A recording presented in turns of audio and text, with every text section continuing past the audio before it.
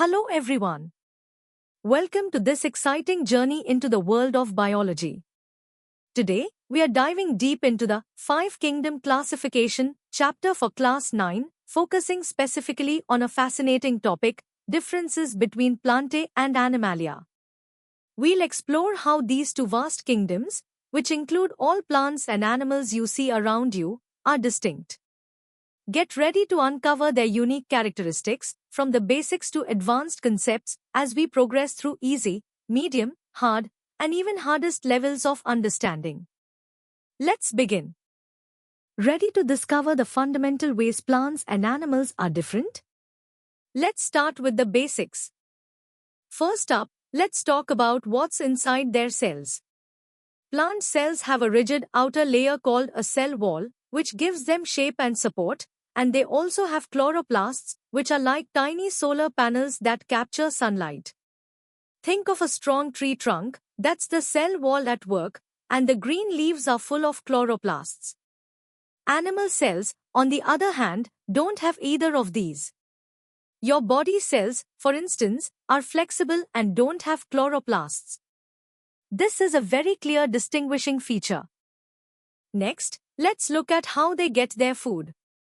Plants are amazing because they are autotrophic, meaning they can make their own food using sunlight, water, and carbon dioxide through a process called photosynthesis. Think of a sunflower turning towards the sun to make its own energy. Animals, however, are heterotrophic. This means they cannot make their own food, they have to eat other organisms, whether it's plants or other animals, to get energy. A lion hunting its prey is a perfect example. Lastly, consider movement. Plants are generally sessile, meaning they stay fixed in one place, like a rooted tree. Animals are mostly motile, meaning they can move freely from one place to another, like a bird flying. Also, plants grow continuously throughout their life, while animals stop growing once they reach a certain size. Now, let's test your understanding with a few questions. Pause the video, try to answer them, and then check your knowledge. 1. Name two key cellular structures present in plant cells but absent in animal cells. 2. Explain the difference in the mode of nutrition between Plantae and Animalia. And 3. Give one reason why plants are generally considered sessile and animals motile. Good luck! Alright, let's move on to the medium level. Here, we'll dive a bit deeper into the unique characteristics that set plants and animals apart. At the cellular level, plants have that strong cellulose cell wall and chloroplasts for photosynthesis, along with a large central vacuole that maintains turgor pressure. This makes them rigid. Animal cells, lacking these, are more flexible and often have centrioles for cell division. This difference in cell structure directly relates to their lifestyles. For nutrition, plants are primary producers, using photosynthesis to convert light into organic food. Animals, as consumers, ingest and digest preformed organic matter. This fundamental difference shapes their entire ecological role, with plants forming the base of almost all food chains. When it comes to movement, plants are mostly fixed, with any motion limited to parts, like leaves turning towards light or flowers opening. Their responses to stimuli, like light or gravity, are slow and often involve growth, known as tropisms. Animals, on the other hand, are typically motile, thanks to their specialized muscular and nervous systems, allowing for rapid and complex movements and responses to their environment. Think of a plant slowly bending towards a window versus a deer quickly running away from danger. These adaptations are crucial for their survival strategies. Considering growth, plants exhibit indeterminate growth, meaning they can grow continuously throughout their lives from specific regions called meristems, like the tips of shoots and roots. This allows them to keep increasing in size. Animals, however, show determinate growth. They grow to a specific size and shape, and then their growth typically ceases upon reaching maturity, though some repair or regeneration can occur. Lastly, in terms of food storage, plants primarily store food as starch, while animals store it as glycogen and fats. For waste management, plants often store waste in vacuoles or shed parts, whereas animals have specialized excretory organs like kidneys to remove metabolic wastes efficiently. Time for some medium-level questions. Take a moment to think about these. 1. Describe the key differences in cellular structures between plant and animal cells related to their respective modes of life. 2. How does the presence of meristematic tissues influence the growth pattern of plants compared to animals? 3. Explain the terms autotrophic and heterotrophic with respect to Plantae and Animalia. 4. Besides movement of the whole organism, what kind of movements can be observed in plants? And 5. Where do plants store their reserve food, and how does this differ from animals? Good luck! Now, let's step up to the hard level. Here, we'll analyze more intricate differences and connect them to broader biological theories. At this level, we observe significant differences in tissue organization and complexity. Plants, while having specialized tissues like dermal, ground, and vascular, generally exhibit simpler organization. Their organ systems are less complex, focusing on basic functions like nutrient absorption, transport, and photosynthesis. Animals, in contrast, boast highly complex tissue types, epithelial, connective, muscular, and nervous, and intricate organ systems like digestive, respiratory, and circulatory systems. These systems are highly integrated for specialized functions, enabling a wide range of complex behaviors and physiological processes.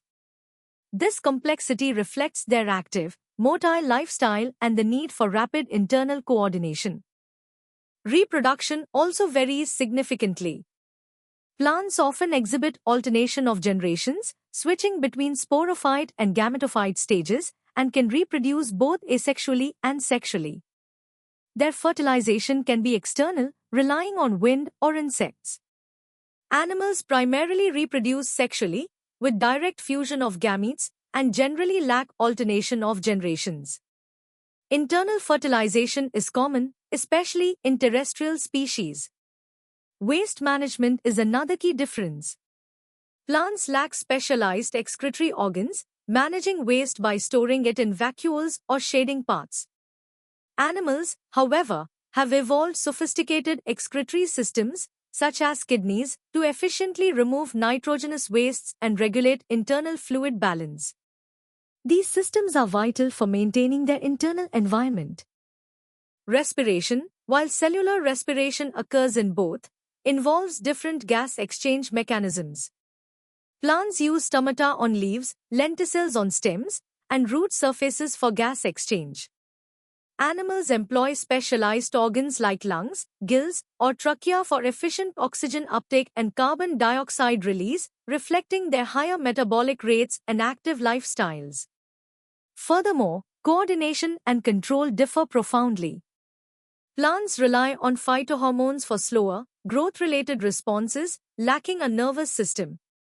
Animals possess both a rapid nervous system and a slower endocrine system for complex coordination and behavioral responses, allowing them to react quickly to their environment.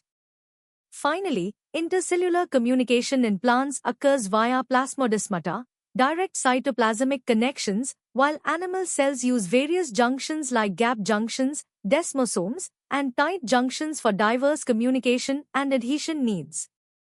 Ready for the hard-level questions? Think critically and apply your knowledge. 1. Compare the complexity of tissue organization and organ systems in plants versus animals. 2. Describe the primary modes of reproduction in Plantae and Animalia, highlighting any significant differences in their life cycles. 3. How do plants manage their waste products without specialized excretory organs? 4. Explain the mechanisms of gas exchange in a typical plant and a typical animal. 5. Discuss the role of hormones in coordination for both plants and animals, contrasting their respective nervous system development. 6. What are plasmodesmata, and what is their function in plant cells? And 7. How do animal cells communicate and adhere to each other at the cellular level? Good luck! Welcome to the hardest level. Here, we'll explore the profound scientific and evolutionary insights behind the differences between Plantae and Animalia, delving into competitive depth. The evolutionary divergence of Plantae and Animalia from a common eukaryotic ancestor marks a pivotal moment in the history of life. Plants adapted to a sessile, autotrophic existence, primarily colonizing land. This led to the development of robust cell walls for structural support against gravity, chloroplasts for efficient photosynthesis, and specialized root-shoot systems to acquire resources from both soil and air. Animals, conversely, embraced a motile, heterotrophic lifestyle. This necessitated the evolution of complex sensory, nervous, and muscular systems, allowing them to actively seek food, escape predators, and navigate diverse environments. These fundamental adaptations dictated their subsequent evolutionary trajectories, leading to the incredible diversity we observe today. While both kingdoms are multicellular, the nature of cellular specialization and intercellular communication varies significantly. Plant cells, even in differentiated tissues, often retain a higher degree of totipotency, meaning they can dedifferentiate and form an entire new plant, especially in meristematic regions. Their primary mode of intercellular communication is through plasmodesmata, which are cytoplasmic channels facilitating direct transport of molecules and electrical signals across cell walls. Animal cells, however, exhibit a far greater, often irreversible, specialization, forming distinct cell types and tissues with highly specific functions.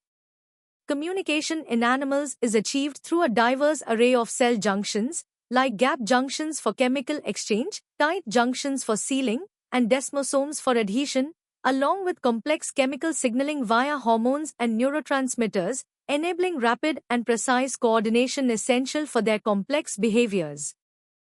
Energetically, plants are the ultimate primary producers, converting solar energy into chemical energy via photosynthesis, forming the base of nearly all food webs. Their efficiency in biomass production is critical for global ecosystems. Animals occupy various consumer trophic levels, relying on plants or other animals for their energy.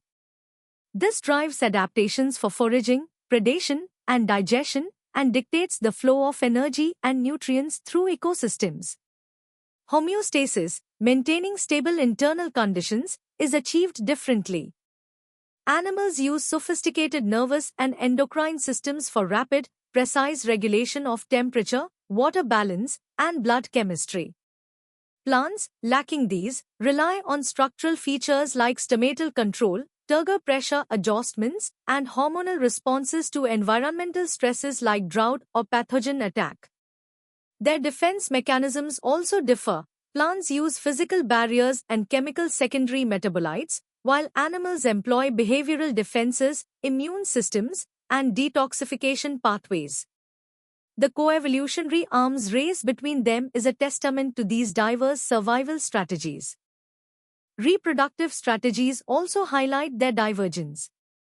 Plant reproduction often involves complex life cycles with alternation of generations and diverse dispersal mechanisms for seeds and pollen, crucial for colonization and genetic diversity. Many plants also exhibit robust asexual reproduction.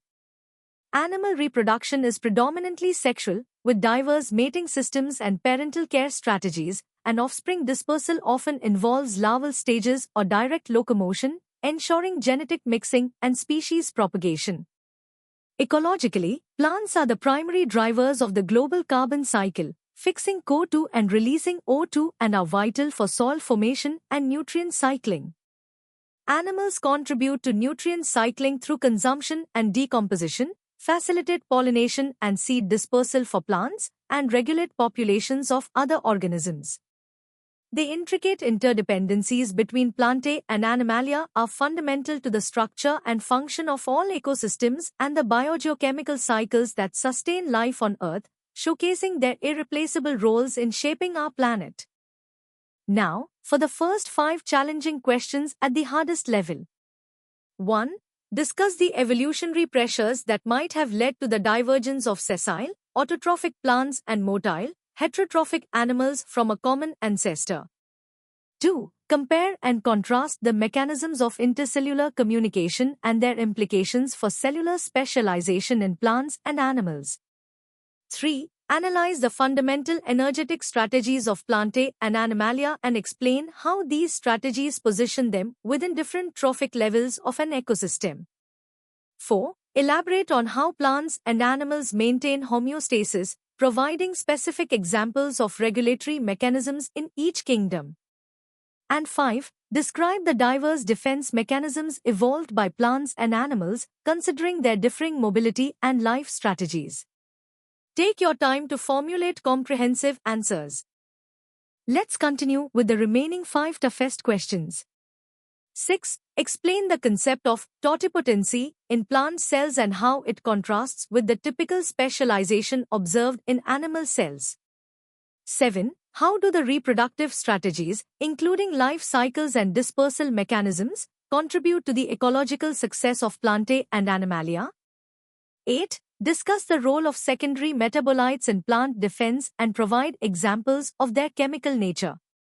9. Beyond the basic differences, what are the key contributions of Plantae and Animalia to global biogeochemical cycles, particularly the carbon and nitrogen cycles? And 10. From an engineering perspective, how might the structural rigidity of plant cells compare to the skeletal support systems in animals in terms of design principles for mechanical strength? These questions require deep thought and synthesis of knowledge.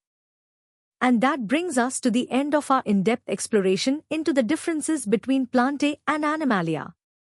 We've covered everything from basic cellular distinctions to complex evolutionary and ecological roles.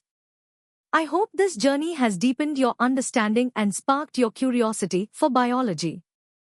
For more such engaging and comprehensive educational content, make sure to visit synapse.omaps.in. Don't forget to subscribe to our channel for regular updates and to continue your learning adventure with us. Keep exploring, keep questioning, and keep learning. See you next time.